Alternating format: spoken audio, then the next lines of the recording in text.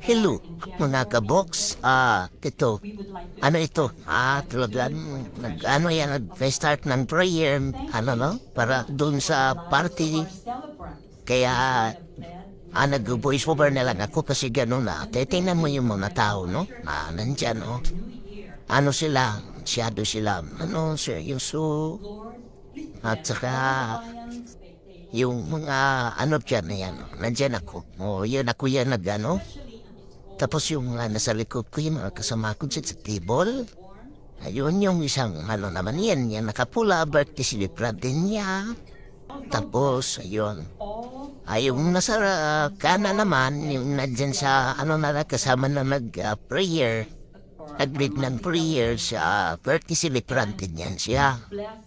So, ayan, ganyan lang, ano lang, buhay dito sa Amerikano. Kung may mga grupo-grupo at saka mga Pilipino mamimita, so, hanggat mari, pupunta natin para lalo tayong dumami ang mga kaibigan natin. Pero minsan din, ay alam mo naman sa atin mga Pilipino, ayan si Mrs. o pala, ayan, o di pa, ang ganda ni Mrs., no? Ayan. Yan si Mrs. Naka-black siya. Para lang siyang ano, di ba? Ayan, no? Tingnan mo, sitsin-sitsin ni Mrs. Ayun, galit na galit yun si Ate Pres na sa likod niya. Gutom na yan, guys. Oo, gutom na yan. Kasi kanina pa yan, maaga kami dumating dyan, kaya tagal ng kainan. Kaya gutom na yung sila doon. Hindi lang si Ate Pres yung gutom dyan. Oo. Yung mga ano rin, yung mga langgeb sa ano.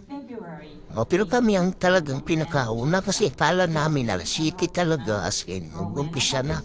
Di alas 9 na yan, kaya ano na yan dyan? Medyo baghaha. Harag-harag na yung mga paningin namin dyan. Ayan. So, si Blessing parang si Madam, sinong pangalan niya? Ay, nakalimutan ko. Sumayaw pa naman siya ng early share for Tiny Bubbles. Di ba? Yan. Mayroon guys, no? Yan lang ang buhay ng ano dyan sa Amerika. Kung ano pa, kailangan ka mas magpakasaya na lang lagi. Yun. So, ganyan guys ang buhay, no? Ayan, yung mga alod na nakaprepare na yung banda nandun sa likod niya. Pagkatapos ng prayer niyan, magano na yan, kainan na. Okay? Ayan, nagsayawan na sila dito sa ano. Tapos yan, si Mrs. at saka yung masawa ng kabro ko, guardian din yan, yung nakasalamin. Yung ano dyan, katabi ni Mrs. Yan. Ayun. Tapos, ako lang mag-video dyan kasi nag-videographer lang naman ako kasi vlogger nga, di ba? Vlogger ako.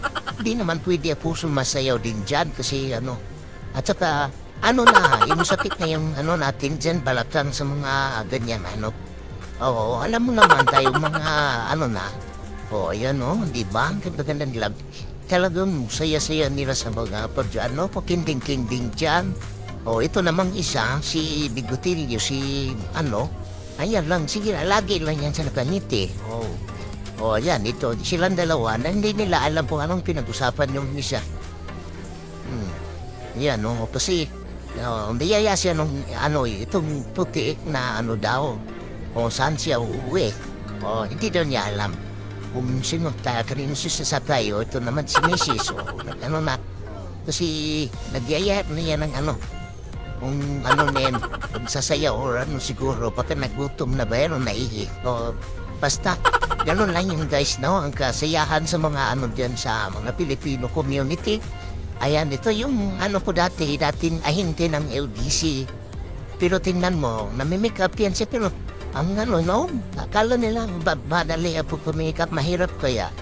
Ito, birthday celebrant din yan sa nakapula. Si, ano yan? Yan si Mary, ano, diba? Yun, tingnan mo si Manang, ganon lang yun. Ayan. Sumayaman sila ganon, ano. Ayan, ganyan lang ang ano nila. Yan. Oo, yung isa, tingnan mo talaga pilapin yung ano na ninatalakaan, mahabang buhok. Yun, no? Yun. Di ba, pawiwi pa si sa ano. Tapos yung isa man yung American, African American, no? Akala mo nakatayo lang yan, ayan, no? Siyempre, pala yung ganun lang po sayo-sayo, no? Di ba? Ano lang yun, no? Ayan, ang babae na lang nagputikot doon, yung nandun sa ano. Yan si Mrs. na nga, nagkahanap ng kamaritisan yan. Yan, yan. Ganun yan, suso, di ba? Tatanong yan kung ano. Malapit na kasi yan pa tapos guys, kasi atay ang timer naka-ready na yan dyan para Ayun guys, kami pauwi na kasi nagsayawan pa doon pero umalis lang ako kasi yung sounds medyo ano, alam mo na, copyright, kaya dito na lang, nantay ko na lang palabas sila. So, yun. Salamat dyan. Bye bye.